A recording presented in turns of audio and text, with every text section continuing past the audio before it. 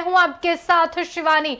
बिहार के 40 लोकसभा सीटों में से अब 8 सीट बचा हुआ है, जिसमें अंतिम पड़ाव पर है और यहां पर मतदान होना बाकी है। 1 जून को मतदान होगा, जिसमें से एक सबसे चर्चित सीट जो है वो सामने निकलकर बार बार आ रहा है, यह है पटना साहिब लोकसभा सीट। जी हां, इस पर आज विस्तार से चर्चा करेंगे। इससे पहले आपको बता दें कि एनडीए के तरफ से यहां पर बीजेपी के खाते में सीट गया है और यहां से पूर्व केंद्रीय मंत्री और मौजूदा सांसद रविशंकर प्रसाद खड़े हैं। आपको बता दें कि रविशंकर प्रसाद मोदी सरकार के मंत्रालय में कई पदों पर मंत्री रह चुके हैं। वहीं पर आपको बताते चले कि इस बार भी किस्मत आजमाने के लिए रविशंकर प्रसाद चुनावी मैदान में डटे हुए हैं। सांसद बनने के लिए फिर से तैयारी में लग गए हैं।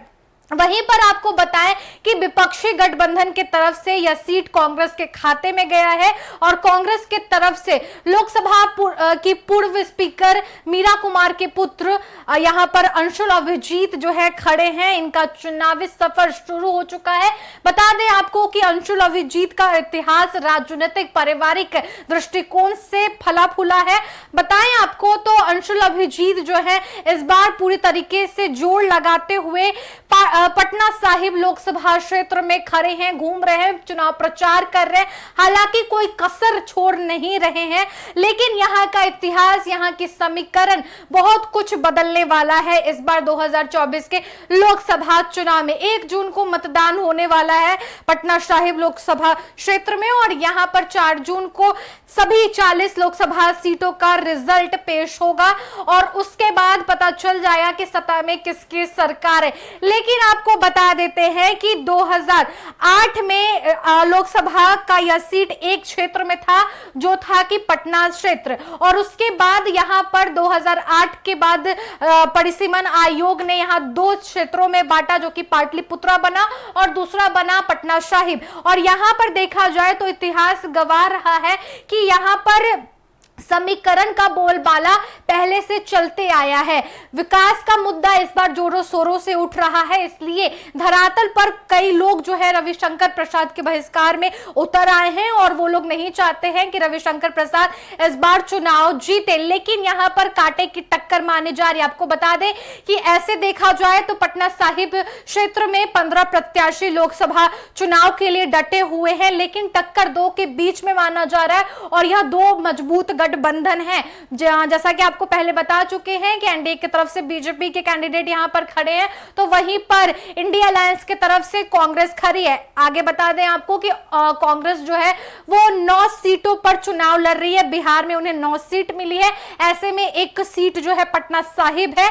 इतिहास को टटोल कर यहां पर विश्लेषण करने की कोशिश करें तो 2014 में शत्रुघ्न सिन्हा यहां पर चुनाव लड़े, सांसद बने और उस दौरान उन्होंने कांग्रेस को मात देकर सांसद बने थे। कई अधिक वोटों से उन्होंने हराया था। लेकिन बताएं आपको 2019 में वही कांग्रेस के पाले में जाकर शत्रुघ्न सिन्हा ने चुनाव लड़ा और रविशंकर प्रसाद बीजेपी के खाते से चुनाव लड़े और इसके बाद वहां पर जो समीकरण के आधार पर रविशंकर प्रसाद को सांसद बनाया गया और फिर शत्रुघ्न सिन्हा अब 2024 का लोकसभा चुनाव बंगाल से यानी पश्चिम बंगाल से आसनसोल से लड़ रहे हैं और उसके बाद यहां पर जो टक्कर है अंशुल अभिजीत और वहीं पर आपको पता है रविशंकर प्रसाद के बीच में देखा जा रहा है। हालांकि रविशंकर प्रसाद सीधे तौर पर कहते हुए नजर आ रहे हैं कि इस बार मेरे कंपटीशन में कोई नहीं। वहीं पर आपको बता दें जब कांग्रेस ने पटना साहिब क्षेत्रों से ऐलान नहीं किया था कि कौन यहां से कैंडिडेट खड़ा होने वाला है, उससे पहले रविशंकर प्रसाद ने साफ साफ शब्द में कहा था उन्होंने कि देखा जाए तो स्पष्ट रूप से मैं ये ऐलान कर देता हूं कि मेरे टक्कर में कोई नहीं है जो पटना साहिब का इतना विकास किया हो और कोई भी विपक्षी गठबंधन में किसी में भी इतनी ताकत नहीं है जो मेरे विपक्ष में आकर खड़ा हो सके। ऐसे में यहां पर कांग्रेस ने अपना कैंडिडेट खड़ा किया और अंशुल अभिजीत यहां पर डटे हुए हैं। यहां पर बता दें कि इनका भाग्य जो है एक राजनीतिक पारिवारिक दृष्टिकोण से बढ़ रहा है और उन्हीं के बदौलत अंशुल अभिजीत टिके हुए हैं। पर उनका यह भी मानना है कि यहां पटना साहिब क्षेत्र में विकास की बहुत कमी है। दूसरी बात यह है कि उनका कहना है कि अन्य जाति के लोगों को यहां पर नजरअंदाज किया जाता है और रविशंकर प्रसाद जो है वो उच्च जाति के लोगों को बस बढ़ावा देते हैं। पहले आपको बता दें कि अंशुल अभिजीत जो है वो कुशवाहा जाति से आते हैं, लेकिन एक बहुत बड़ा मुद्दा भी है यहाँ पर। अगर जातीय समीकरण को टटोले तो यहाँ पर देखा गया है कि रविशंकर प्रसाद जो कास्तीय जाति से आते हैं उनका वोट सबसे अधिक है, यानी कि 8 लाख वोटर्स है। ऐसे में माना जा रहा है कि रविशंकर प्रसाद का समीकरण मजबूत है, लेकिन धरातल पर जब लोगों से स्पष्ट रूप से जानने की कोशिश की गई है और ओपिनियन पोल के हिसाब से जानने की कोशिश की गई तो रविशंकर प्रसाद के विरोध में कई लोग खड़े।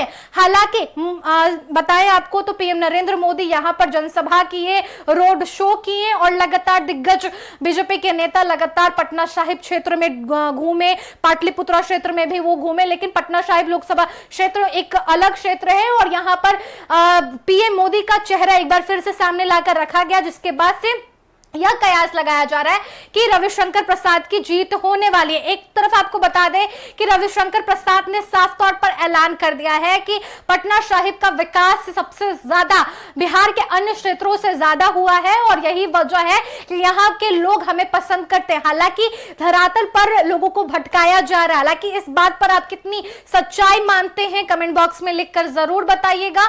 यह वीडियो आपको अच्छा लगा और हमारे यूट्यूब चैनल एक न्यूज 24 पर देख रहे हैं तो हमारे चैनल को सब्सक्राइब कर लीजिए। फेसबुक पेज पर देख रहे हैं तो फेसबुक पेज को लाइक कीजिए, फॉलो कीजिए। मिलते हैं आपसे अगले वीडियो में नए मुद्दे के साथ, तब तक के लिए धन्यवाद।